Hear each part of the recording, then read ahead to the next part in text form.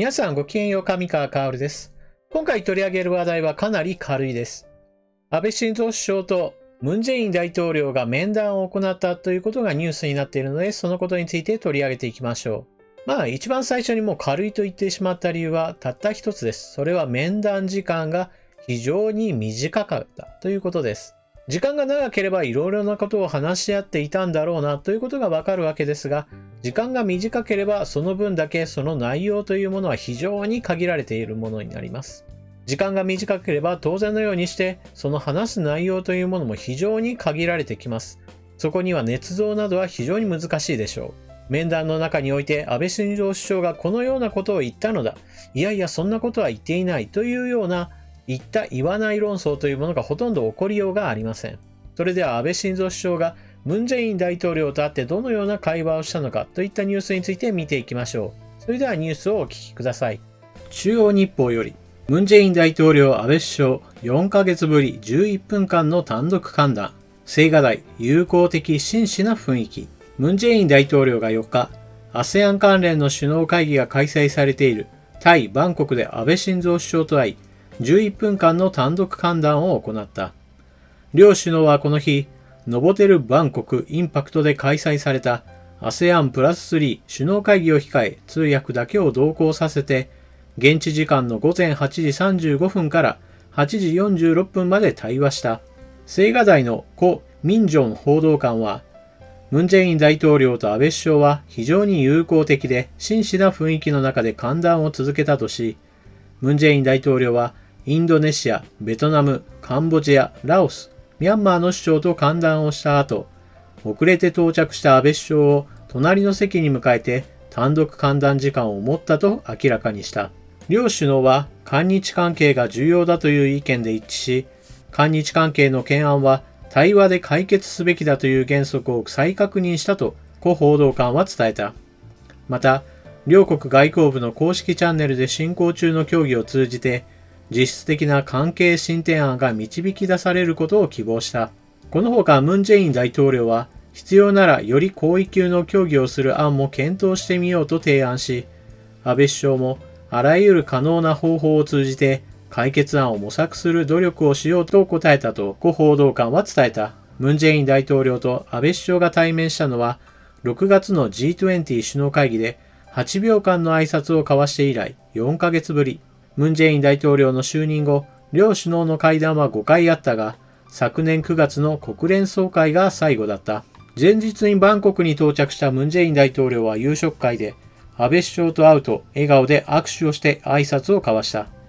ムン・ジェイン大統領はこの日、ASEAN プラス3首脳会議に続いて、持続可能な発展関連の特別昼食会、東アジア首脳会議、東アジア地域包括的経済連携会議などにも、安倍首相と共に出席する予定だ。この中央日報の記事では、引き続き日本外務省がどのような会談の内容であったかについても触れています。日本外務省、安倍首相、日本の原則的立場を確実に伝えた。ムン・ジェイン大統領と安倍晋三首相が4日、ASEAN 関連首脳会議が開催中のタイ・バンコクで単独歓談をしたことに関連し、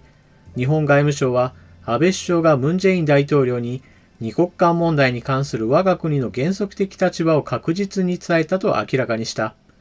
外務省が発表した関連報道資料でだ。外務省は、安倍首相は ASEAN プラス3首脳会議が開催される前、首脳控室でムン・ジェイン大統領と2人だけで約10分間の対話をしたと明らかにした。米国の青瓦台は歓談時間を11分と発表したが、日本外務省は約10分と伝えた。外務省は、安倍首相がムン・ジェイン大統領の母が亡くなったことに弔意を伝え、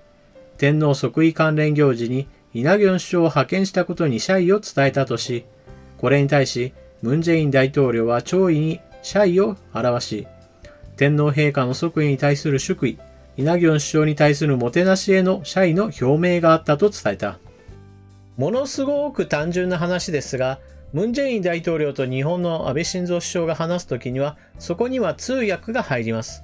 当然のようにして、この通訳が入ることによって、面談時間の半分というものは、通訳を介して会話が行われるので、その時間は半分だと見ていいでしょう。警告の発表によるとこの面談時間は11分、そして日本の外務省が発表した面談時間は10分。まあこの差は誤差の範囲でしょう。長い方の11分を取ってみたところで、その会話時間は5分少々に過ぎません。そしてこの面談の内容というものを見れば、ほとんど実のある会話というものは全く存在していません。まず第一に、先日ムン・ジェイン大統領は母親が亡くなっています。そのことについてまずは弔辞を述べ、そのことに対する返礼があるといったところでまず最初の会話が始まります。そして第2に、天皇陛下即位の礼に際して日本側に対するある程度の知識があるイ・ナギョン首相を派遣してくれてありがとうという具合にして安倍晋三首相が礼を言います。そしてそのことに対してまたムン・ジェイン大統領がいやいや構いませんよ、あの人は日本通ですからねみたいな話をする。そしてその3として日韓関係には様々な問題があってこれからも話し合うためにいろいろなチャンネルを使っていきましょうという話をします。この3つの話題を通していくだけでもまあ5分ぐらいは使うでしょう。そしてこの5分というのが通訳を使うことによって倍の10分になったというふうに考えれば、この会談内容というものは非常に挨拶、儀礼的なものであったということがすぐにわかります。このように挨拶、そして決まりきったような話題が1、2、3と来ただけで、これがトップニュースになるというのが今のあちらの国の外交状況です。そしてムン・ジェイン大統領は非常に惜しいことをしました。一体何が惜しいかといえば、次の会う予定というものを決められなかったということです。今日韓の間で結ばれていた軍事的な情報についてのやり取りを決めた GSOMIA、この完全終了というものが今月23日に向かいます。ですから、それ以前にある程度首脳会談の約束を取り付けていない限り、情勢をひっくり返すということが非常に難しいものがあります。もちろん GSOMIA 破棄を決定したのはあちらの国で日本側と話をする必要は本来は全くありません。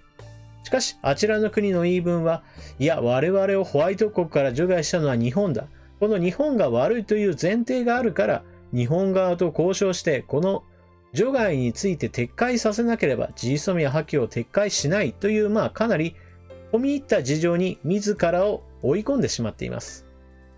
このようなニュースに触れた時に思うのは、やはり何といっても安倍晋三首相というのは非常に礼儀を大事にする人なんだなということです。例えば今回の面談においても最初にまず伝えたのはおそらくはムン・ジェイン大統領の母親が亡くなったということに対する弔意を述べたことでしょう。おそらくこれが最後ではなく最初だったと思います。そしてその後に天皇陛下即位の礼に際して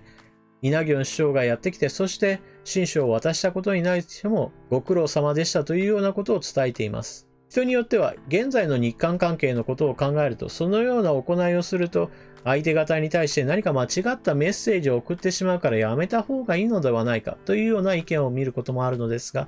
このような礼儀というものはあくまでも礼儀として行うことは私は良いことだと思っています。例えばムン・ジェイン大統領の母親が亡くなったということに関して言えば、北朝鮮の金正恩ですらそこに弔意を表しています。ただし金正恩の場合は翌日にはもうすでに短距離ミサイルの実験なども行っており、あくまでも礼儀は礼儀、それはそれとしてミサイルは発射するよというところが金正恩らしい行動だったわけですが、安倍晋三首相の場合はこれらの問題について言えば同じようにして礼儀は礼儀、そしてあくまでも外交は外交と分けている部分があります。日本の場合は何もミサイル実験などは行わないわけですが、少なくとも原理原則を守っていくという部分については今回についても話し合いを行っていきましょうねというところだけは確認しています。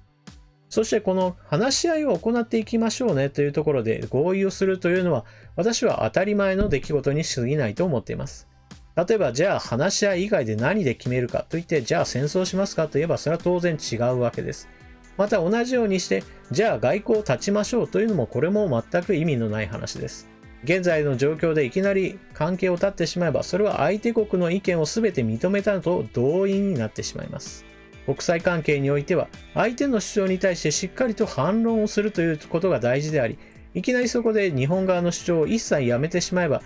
日本側は黙っているから相手国の意見というものを全て受け入れたんだなというふうにして悪用されてしまうものです。安倍晋三首相の警告に対する対応というものは決して間違ってはいません。そして過去の主張と比べるとはるかに良いことです。しかしもっと上手いやりようはあるだろうにというふうにはいつも思ってしまうものです。しかしうまくやろうと思っても日韓議連のようにして日本国内において自分のやろうとしていることを反対する勢力がいるというのはおそらくはかなり動きを制限する出来事になっているのではないかなと思います。こういった問題が起こった時に100点満点でなければ許さないという人たちが日本国内にはたくさんいます。安倍晋三首相がこれまでの原理原則を守って約束を守りなさいとあちらの国に言っているだけでは満足しないという人たちにしてみれば、全然足りないよ。もっと攻撃的になってくれというふうに思っているということは見ていてよく思います。日韓関係の摩擦というものが非常に目立つようになってから安倍晋三首相とこのもっと公正に出ろというような日本人との間のその温度差というものも徐々に広がっているだけに安倍晋三首相の苦悩というものはだんだん深まっていくんではないかなというふうに私は思ってしまいます。皆さんはこの問題についてどのような考えをお持ちでしょうか。ぜひともコメントを書き込んでいってください。それでは動画を最後までご視聴いただきありがとうございました。チャンネル登録していない人はぜひチャンネル登録を。次の動画でまたお目にかかりましょう。またね。